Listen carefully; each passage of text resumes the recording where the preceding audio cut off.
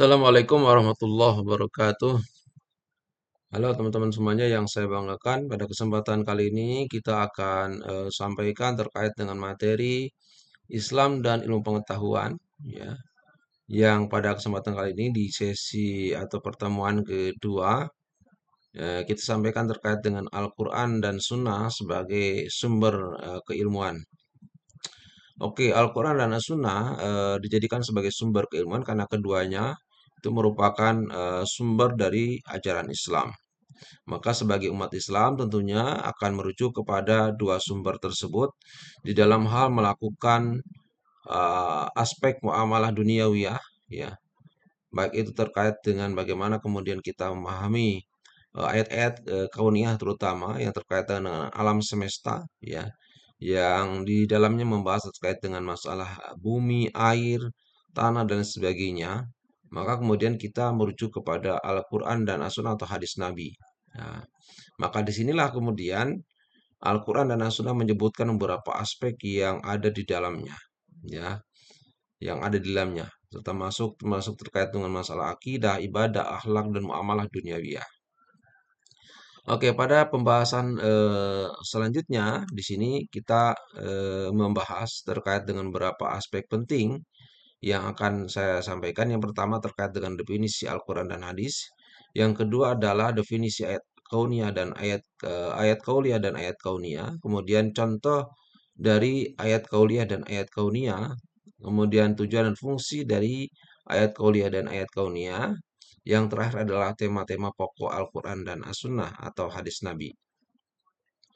Oke, selanjutnya kemudian kita melihat bahwa ketika kemudian kita melihat di sini adalah Al-Quran dan hadis sebagai sumber keilmuan, maka tentunya di sini ketika masuk di Al-Quran dan hadis, maka di sini ada di atasnya itu ada Allah. Jadi secara apa namanya, secara vertikal, kemudian top down dari atas ke bawah, di sini ada Allah Subhanahu wa taala sebagai Tuhan yang satu-satunya yang berhak untuk disembah dan Tuhan yang kemudian merajai segala alam manusia, segala alam semesta, ya.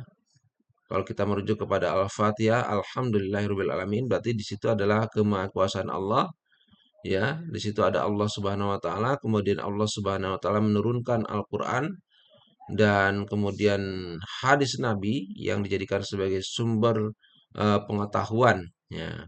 Kemudian Al-Quran dan hadis itu kemudian disampaikan kepada Nabi Muhammad SAW, ya, sebagai Rasul, ya, sebagai utusan Allah Subhanahu wa taala yang kemudian disampaikan kepada umat Muhammad SAW, dan di situ mengajarkan dua aspek penting. Yang pertama bagaimana kemudian apa namanya, Islam mengajarkan di situ apa yang diajarkan kepada umat Muhammad adalah ilmu pengetahuan dan takwa dan juga iptek atau ilmu pengetahuan dan teknologi.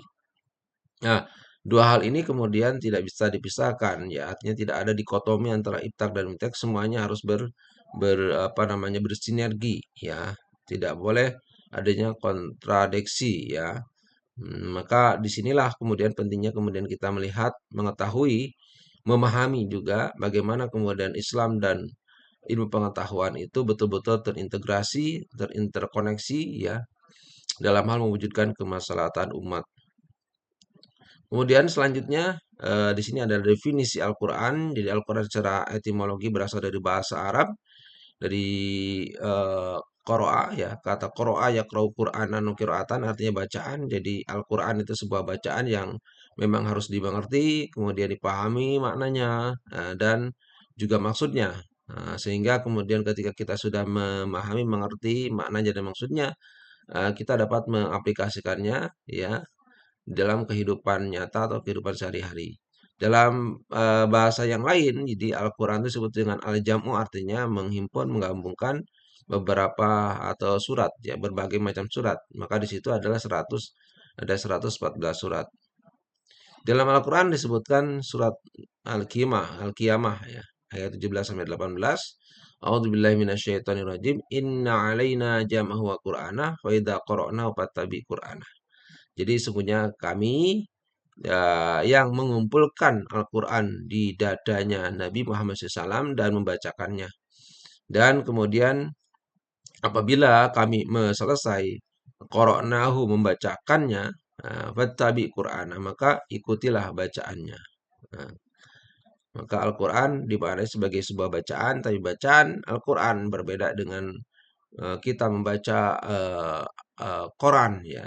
Nah, jadi Al-Quran dibaca itu bisa bernilai pahala ya di sisi Allah SWT. Jadi dalam sebuah hadis disebutkan, aku tidak mengatakan bahwa Al-Quran itu adalah bahwa alif lam mim itu adalah satu huruf, tetapi alif itu satu huruf, lam itu satu huruf, kemudian mim itu satu huruf. Nah, dan setiap huruf itu dinilai 10 kebaikan. Maka kalau kemudian kita membaca 3 huruf saja, itu sudah dinilai 30 kebaikan. Bayangkan kalau kita membaca surat Al-Fatihah saja, ya itu dihitung berapa huruf, dikali 10 sudah banyak sekali pahala yang kemudian kita dapatkan.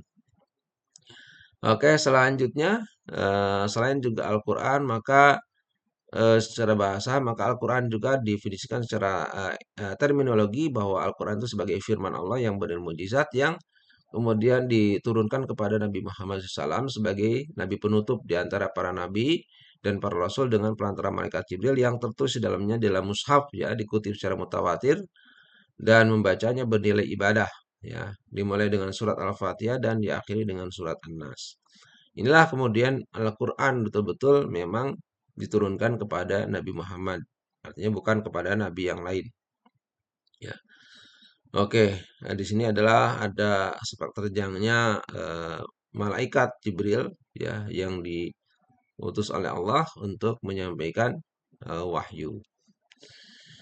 Oke, dalam hal ini kemudian kita melihat isi kandungan Al-Quran, maka isi kandungan Al-Quran berdasarkan surat Al-Baqarah ayat 185 disebutkan di sini adalah eh, di sini disebutkan adalah ada kata-kata hudan, nah, kemudian bayinat dan juga Al-Furqan.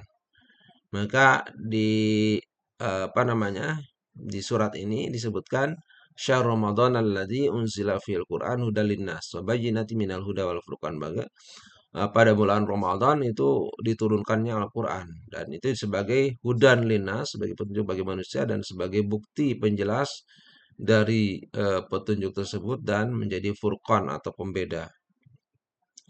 Maka dalam ayat Al-Quran ini sudah jelas teman-teman semuanya. Maka dalam hal ini ada 3 aspek penting isi kandungan Al-Quran. Yang pertama mengandung hudan lilnas, yang kedua menjadi bayinat, menjadi bukti-bukti atau penjelasan-penjelasan, kemudian juga menjadi Al-Furqan. Ya. Selanjutnya, kalau kemudian kita apa namanya kita uraikan sebetulnya dari hudan linnas bayyinat furqan itu kaitannya dengan aspek syariat Islam, maka mengandung 4 pokok ya. Jadi isi kandungan Al-Quran yang pertama terkait dengan masalah akidah, kemudian ibadah, akhlak dan muamalah duniawiyah. Nah, akidah terkait dengan keyakinan, ibadah terkait dengan penyembahan, akhlak terkait dengan apa namanya perilaku ya, perilaku kita kepada Allah sebagai hubungan vertikal dan juga kepada semua manusia termasuk juga hewan itu sebagai hubungan horizontal. Kemudian ada al-muamalah duniawiyah, artinya ada interaksi manusia dengan manusia dalam hal melakukan aspek kegiatan duniawi yang itu kemudian tidak boleh bertentangan dengan syariat atau prinsip syariat Islam. Jadi harus bersinergi. Selanjutnya, selain itu, teman-teman yang saya banggakan, ada kemujizatan Al-Quran. Kenapa saya sampaikan di sini? Karena ini juga penting untuk melihat bagaimana aspek kemujizatan Al-Quran, kemudian juga ijazul Quran. Maka di sini ada aspek bahasa dan sastra, ya, kemudian juga ada aspek isyarat ilmiah, kemudian ada aspek al-kisah, ya, kisah-kisah di Al-Quran, kemudian juga ada aspek tasyri' atau hukum. Jadi 4 hal ini yang menyebutkan tentang aspek kemujizatan Al-Quran. Jadi banyak hal di dalamnya, ya teman-teman semuanya. Aspek bahasa sastra itu Al-Quran luar biasa sebagai bahasa yang memang berbeda dengan bahasa Arab, ya. Berbeda dengan bahasa bahasa Arab. Banyak di dalamnya aspek apa namanya aspek tasbih, aspek penyerupaan. Kemudian juga ada aspek-aspek yang lain yang itu terkait dengan aspek nahu sharf dan lain sebagainya. Dan ketika kemudian Al-Quran dibacakan betul-betul indah ya, indah dan juga enak didengar, bahkan bisa memberikan sebuah petunjuk kepada orang untuk kembali ke jalan yang benar. Ada isyarat ilmiah terkait dengan contohnya misalkan reproduksi manusia gitu ya. Nah, sebagaimana disebutkan dalam surat Al-Mu'minun yaitu sekitar ayat 12 ya sampai 14 itu menyebutkan terkait dengan aspek isyarat ilmiah dan masih banyak yang lainnya. Aspek hukum apalagi banyak sekali terkait dengan aspek hukum yang sudah ditetapkan oleh Allah SWT di dalam Al-Quran. Oke, selanjutnya selain juga ada kemujisan Al-Quran itu kita menjelaskan terkait dengan hadis. Hadis itu berarti dari kata hadasa yahdusu wa hadasatan artinya sesuatu yang baru ya, baru ya, atau di mana sesuatu yang baru. Tapi secara terminologi kemudian menjelaskan bahwa hadis itu sama dengan sunnah, artinya segala sesuatu yang berasal dari Rasul, dari Nabi berupa perkataan, perbuatan, takrir atau pengakuan Nabi, sifat akhlak Nabi, tabiat Nabi, atau karakteristik Nabi, perjalanan Nabi atau Rasul, baik itu sebelum menjadi angkat menjadi Nabi atau Rasul, ketika bertahanus di ruang Gua Hiro atau setelah diangkat menjadi Nabi atau Rasul. Jadi sebelum dan setelah, sebelum bi'sah dan setelah bi'sah. Oke, ini adalah kemudian hadis supaya diketahui gitu ya. Karena tadi menjelaskan terkait dengan hadis sebagai penjelas terhadap Al-Quran. Kemudian selanjutnya ada fungsi hadis tentunya adalah sebagai tadi penguat terhadap Al-Quran, sebagai penjelasan terhadap Al-Quran. Ya, kemudian juga menetapkan hukum yang tidak disebutkan dalam Al-Quran. Maka ini adalah fungsi hadis. Dengan kemudian kita belajar hadis, kita akan mendapatkan informasi ya. Mungkin beberapa aspek yang belum dijelaskan di dalam Al-Quran, maka dijelaskan di dalam hadis. Contohnya misalkan dalam hal apa namanya sholat, itu akimus sholat, memang ada secara umum disebutkan. Tapi cara praktek-praktek sholat itu hanya disebutkan di dalam hadis Nabi contohnya seperti itu. Dan banyak aspek yang lainnya, ya ini contoh saja ya. Dan juga ada juga sebagai penguat terhadap Al-Quran. Itu seperti misalkan kayak praktek wudhu. Ya wudhu disebutkan di dalam Al-Quran. Misalkan surat Al-Maidah ayat 6. Kemudian dikuatkan juga wudhu secara rinci di dalam hadis Nabi. Seperti itu. Kemudian di samping itu juga kita melihat bahwa di sini ada ayat qauliyah. Jadi ayat qauliyah itu terkait dengan firman Allah ya yang ada di mushaf gitu. Di mana kemudian kita membacanya menjadi ibadah, ada mengandung pokok pokok bahasan di situ. Ada aspek akidahnya, ibadahnya, akhlaknya dan muamalah duniawiyahnya. Ini terkait dengan ayat qauliyah, terkait firman Allah yang kita baca. Kemudian juga ada terkait dengan ayat kauniyah. Ini adalah kaitannya dengan alam semesta, ya, dan seisinya sebagai tanda kebesaran Allah bagi ulul albab atau orang-orang yang berpikir. Maka dan karena ini ada contoh ayat kauniyah terkait dengan misalkan manusia, bumi, ya, gunung, matahari dan pohon dan lain sebagainya. Itu adalah alam semesta yang memang sangat bermanfaat bagi manusia, di mana manusia yang punya ulul albab tadi, orang-orang berpikir bisa memanfaatkan potensi yang ada di bumi, ya, untuk kemudian kemanfaatan umat manusia itu sendiri, sehingga manusia bisa hidup dengan potensi yang dimilikinya, dengan akalnya, bisa menghasilkan uang dan lain sebagainya. Bahkan misalkan contoh pohon itu bisa menjadi kursi, bisa menjadi meja, dan lain sebagainya, termasuk besi ya, itu juga bisa menjadi apapun itu yang itu bermanfaat bagi manusia. Oke. Nah, termasuk juga energi ya, energi listrik itu dari bagaimana kemudian gesekan air itu bisa menghasilkan energi ya. Bahkan juga ada namanya energi terbarukan ya, dari hasil dari apa energi angin itu bisa menghadirkan cahaya ya. Nah, bahkan yang lainnya seperti bagaimana matahari cahaya matahari itu bisa menghasilkan, bisa memperkuat energi, ya, energi listrik, ya, seperti adanya solar cell dan lain sebagainya. Oke, selanjutnya contoh ayat kauniyah. Nah, misalkan di sini ayat kauniyah sekaligus juga menjelaskan tentang ayat kauliyah, ayat ya ini ayat kauliyah ya. Ayat kauniyah sebetulnya ini kan ayat kauliyah juga, tapi itu menjelaskan terkait dengan lebih ayat kauniyah. Jadi firman Allah menjelaskan terkait dengan ayat kauniyah atau alam semesta. A'udzubillahi minasyaitonirrajim. Bismillahirrahmanirrahim. Inna fi khalqis samawati wal ardi wa ikhtilafil laili wan nahar wal fulki allati tajri fil bahri bima yanfa'un nas wa ma anzalallahu minas sama'i min ma'in fa ahya bil arda ba'da mautiha wa batha fiyha min kulli dabbah wa tasrifir riyah wa sahabil musakhkhar bainas sama'i wal ardi la ayatil liqaumin yaqilun. Nah, inilah kemudian terkait dengan ayat kauniyah bahwa sesungguhnya di dalam penciptaan langit dan bumi dan saling bergantinya malam dan siang, kemudian kapal yang berlayar di laut, ya, dengan apa yang dimanfaatkan ya bagi manusia dan termasuk juga sesuatu yang Allah turunkan seperti apa namanya dari langit seperti air, maka kemudian Allah hidupkan dengannya air itu bumi setelah matinya, dan Allah kembangkan di dalamnya dari setiap binatang yang melata, ya. Watasrifiriyah itu adalah angin, ya. Tasrifiriyah itu. Jadi binatang yang melata di dalamnya termasuk berkisarnya angin. Nah, kemudian wasahabil musakhar, dan di sini adalah sahabil musakhar itu awan, ya, awan yang kemudian ditundukkan, dikendalikan oleh Allah, ya, di antara langit dan bumi, dan itu menjadi tanda-tanda kebesaran Allah bagi kaum atau orang-orang yang berpikir atau yang berakal. Oke, nah ini contoh ayat kauniyah lagi banyak, ya. Selanjutnya tujuan dan fungsi ayat kauliyah dan ayat kauniyah ini bedanya.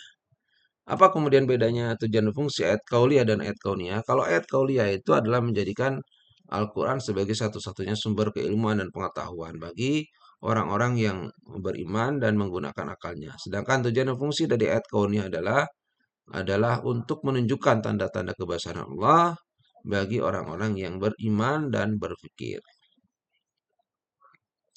Nah, tema pokok dalam Al-Quran terkait dengan keilmuan, ya.